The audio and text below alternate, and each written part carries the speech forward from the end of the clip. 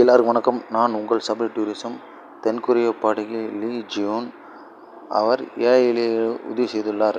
அவர் 1983 October 12 தென்கொரியாவில் Seoul சிட்டியில் பிறந்தார்.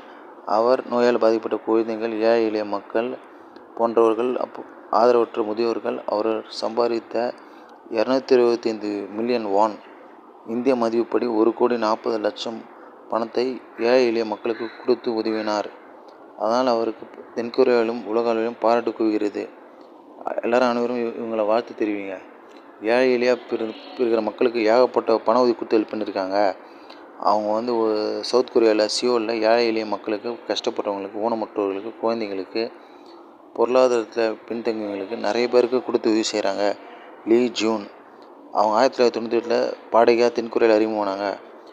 அனைவரும் அவங்க வாழ்த்து தெரிவிங்க. மறக்காமல் லைக் பண்ணுங்கள், ஷேர் பண்ணுங்கள், சப்ஸ்கிரைப் பண்ணுங்கள். நம்ம சேனல் சப்ஸ்கிரைப்